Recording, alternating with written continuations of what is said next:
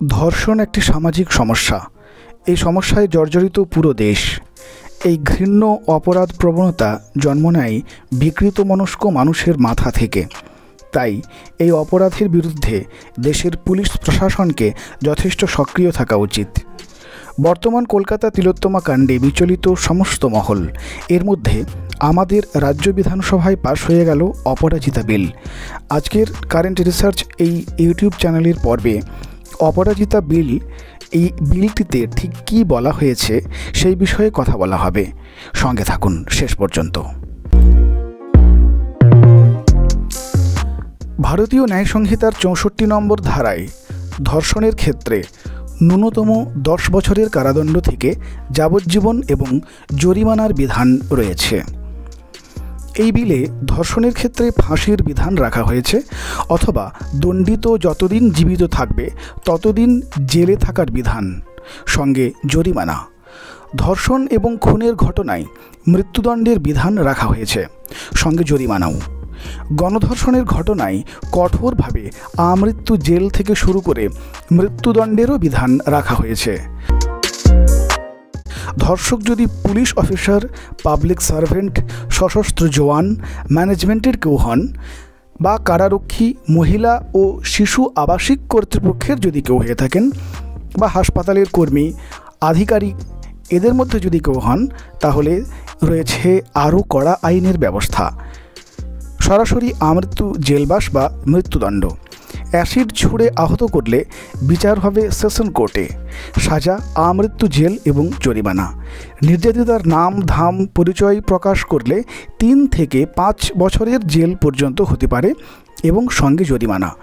ধর্ষণের সঙ্গে গুরুতর আহত নির্যাতিতা যদি কোমায় চলে যান বা আচ্ছন্ন হয়ে যান, সাজা মৃত্যুদণ্ডের কথাও বলা হয়েছে। শাস্তি থেকে পাওয়া জরিমানার টাকা ব্যবহার হবে নির্যাতিতার চিকিৎসায় এবং পুনর্বাসনে। আদালত নির্ধারিত সময়ের মধ্যেই এই জরিমানা দিতে হবে। ভারতীয় ন্যায় সংহিতার ৬৫-১, ৬৫-২ এবং ৭০-২ ধারা মুছে দেওয়ার প্রস্তাব করা হয়েছে।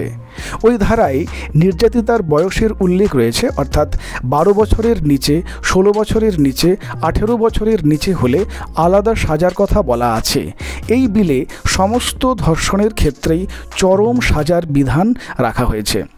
সংহিতা আইনের ৪৬ নম্বর ধারায় ৩A উপধারায় নতুন ধারা যোগ করে বিশেষ আদালত প্রতিষ্ঠার কথা বলা হয়েছে। এই বিলে প্রতি জেলায় তৈরি করতে হবে এই আদালত, যেখানে শুধু ধর্ষণের মামলারই বিচার করা হবে। বিশেষ আদালতে বিচার করবেন দায়রা বিচারক বা অতিরিক্ত দায়রা বিচারক।